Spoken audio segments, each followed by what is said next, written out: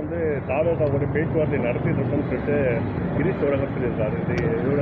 இது எப்படி ஏதாவது முடிவானால் கண்டிப்பாக எங்களுடைய தலைவர் வாயிலாக அறிவிக்கப்படும். எந்த முடிவுனாலும் ஏதாவது வந்தால் கண்டிப்பாக அறிவிக்கப்படும். ஸோ அது சம்மந்தமாக இப்போ வந்து இந்த ஸ்டேஜில் யாரும் கருத்து தெரிவிக்கிறது சரியாக இருக்காது. முடிவானால் கண்டிப்பாக எங்களுடைய தலைவர் பேச்சுவார்த்தைன்றது தொடருதா? ஏன்னா அவர் பேசிட்டு இல்லை, கண்டிப்பாக அது எங்களுடைய தலைவர் அளவில் தான் இருக்கும்.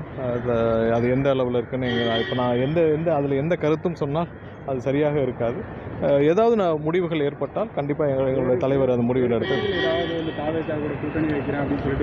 அதாவது உங்கள் எல்லாருக்கும் தெரியும் என்னென்னா, எங்கள் கட்சியோட கூட்டணி வைக்க திமுகவை தவிர்த்து மற்ற அனைத்து கட்சியிலும் எங்களுடன் முதல்ல அதாவது 2 வருஷமாக தம்பி வர்றாருன்னு கட்சி ஆரம்பிக்கிறதுக்கு முன்னாடியே சொன்னாங்க ஒரு சில பேர். அப்படி இப்போ வரைக்கும் எங்களுடன் கூட்டணி வைக்க பலரும் முயற்சி செய்தார்கள். பெரும்பாலான கட்சிகள் முயற்சி செய்தார். ஆனால் மக்களுக்கு எந்த கூட்டணியோடு மக்கள் இருந்தால் மக்கள் ஏற்றுக்கொள்வார்கள், அதை தான் எங்களோட தலைவரும் தேர்ந்தெடுப்பார். ஸோ அதுக்காக தான் வெயிட் பண்ணிட்டு இருக்கோம். திமுக மேலே வைக்கக்கூடிய குற்றச்சாட்டு வந்து பிஜேபி மேலே வந்து தாவேகா வைக்கிறதுன்னு சொல்லிட்டு விமர்சனம் இருக்கு. எந்தெந்த இடத்துல திமுக மேலே குற்றச்சாட்டு வைக்கணுமோ, இல்லை எந்தெந்த இடத்துல பாரதிய ஜனதா கட்சிகளுக்கு மேலே குற்றச்சாட்டு வைக்கணுமோ, எந்த இடத்துல எங்களுடைய தலைவர் தயங்கியதே இல்லை. எந்தெந்த இடத்துல பாரதிய ஜனதா கட்சியோடைய கொள்கை முடிவுகளோ, ஏதாவது ஒரு பாலிசியோ, இந்த வக்ஃப் வாரிய சொத்துக்கள் வருமா, துணிந்து ஆளாக பெட்டிஷனை சுப்ரீம் கோர்ட்டில் ஃபைல் பண்ணதும் எங்களுடைய தலைவர் தான். எந்த இடத்துல எதிர்க்கணும், எந்த இடத்துல எந்த வழக்கு தொடுக்கணும் அப்படின்றது எந்த மாற்று கருத்தும் கிடையாது. இது வரைக்கும் திமுக வந்து இவ்வளோ பேசுகிறாங்க, ஏதாவது ஒரு இடத்துல பிரதமரையோ இல்லை உள்துறை அமைச்சர் பேரை சொல்லி பேசியிருக்காங்களா? அவர்கள் திரைமறைவில் அவங்களுக்கான அனைத்து உடன்பாடுகளும் எல்லாமே வந்து திரைமறைவில் இருக்காங்க. வெளியில் வந்து பார்த்திங்கன்னா சும்மா இப்போ கவர்னர்கிட்ட மட்டும் சண்டை மாதிரி காட்டிக்கிறாங்க. கவர்னரை எதிர்த்து தான் அவங்களுடைய மொத்த 5 வருஷம் அரசியல் இருந்துக்கே தவிர பிரதமர் எதிர்த்தோ இல்லை உள்துறை அமைச்சர் எதிர்த்தோ இல்லை. அவங்க என்னைக்காவது இங்கே வந்தப்போ பிரதமர்கிட்ட போய் கடுமையான குரலில் இது அவங்க முன்னாடி கொடுத்துருக்காங்களே இந்த கருப்பு பலூன் கோபேக் மோடிலாம், இப்போ ஒரு தடவையாவது பிரதமர் வந்தப்போ அதை பயன்படுத்தினார்களா? எதுவுமே இல்லை. அவங்க வந்தப்போ சிவப்பு கம்பளம் வரவேற்பு, குடும்பத்துடன் வரவேற்பு தான் நடந்திருக்கு. திரைமறைவில் இன்றைக்கும் சொல்கிறேன். சரி, ஒன்றும் இல்லை, இஸ்லாமியர்களுக்கு சப்போர்ட்டுன்னு சொல்கிறாங்கல்ல, இதுவரை இஸ்லாமிய சிறைவாசிகள் 30 வருஷத்துக்கு மேலே சிறையில் இருக்காங்க. 22 பேருக்கு மேலே விசாரணை கைதிகள் இருக்காங்க. எத்தனை பேரை இவங்க 5 வருஷம் ஆச்சு, ஏதாவது ஒருத்தர் ரிலீஸ் பண்ணியிருக்காங்களா? 22 பேர் விசாரணை கைதிகள் வந்து 30 வருஷத்துக்கு மேலே எந்த தப்பும் செய்யாமல் உள்ளே இருக்காங்க, சிறையில் இருக்காங்க. ஏன் இது வரைக்கும் ஒரு நிமிஷம் கூட அவங்க வந்து யோசிச்சு எதுவுமே பண்ணலை? எல்லா இடத்துலையும் சிறுபான்மைக்கு எதிராகவும்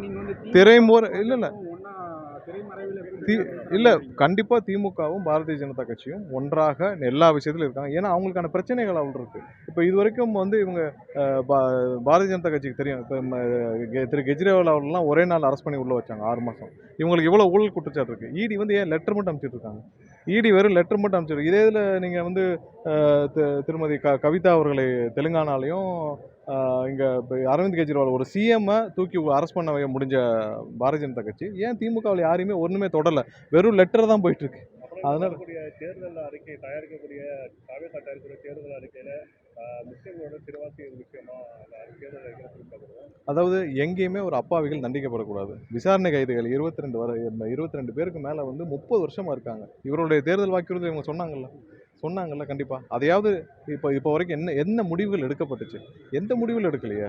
ஸோ நீங்கள் வந்து திமுக வந்து கண்டிப்பாக சிறுபான்மையினருக்கு எல்லா அளவிலும் துரோகம் பண்ணியிருக்காங்க. பாரதிய ஜனதா கட்சியோட திரைமறைவில் எல்லா அளவிலும் அவங்க வந்து கூட்டணியாக இருக்கிறார்கள். அவர்களுக்கு தேவையான அனைத்தையும் செய்து கொடுத்துருக்கிறார்கள். திரைமறைவில் அவங்க என்ன செய்யணும்னு நினச்சாங்களோ அதெல்லாம் இவங்க செஞ்சு முடிச்சிருக்காங்க. சத்தமெல்லாம் செஞ்சு முடிச்சுட்ருக்காங்க. பாரதிய ஜனதா கட்சி, அதாவது அதிமுக விட இன்னைக்கு திமுக தான் அதிக உறவில் இருக்குன்னு தான் எங்களுடைய கருத்து. இல்லை, இது 7 வருஷமாக பாரதிய ஜனதா கட்சி வந்து என்ன செய்யணும்னு அந்த இப்படி 8 வருஷமாக அதிமுகவை வைத்து செய்த விளையாட்டின் விளைவு இதெல்லாம். இது கண்டிப்பாக இன்றைக்கி அதிமுகன்ற கட்சி அழிந்துட்டு வர்றது எல்லாருக்குமே ஒரு வருத்தமான விஷயம்.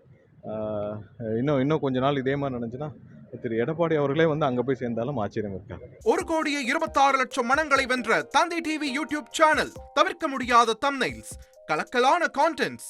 நீங்களும் இந்த குடும்பத்தில் இணைய இப்பவே சப்ஸ்கிரைப் பண்ணுங்க. அசுரபலம் கொண்ட எங்கள் டிஜிட்டல் கரங்களில் உங்கள் விளம்பரங்களை சேர்க்க வாட்ஸ்அப் பண்ணுங்க. 8939888838. Email advttv@dttv.in.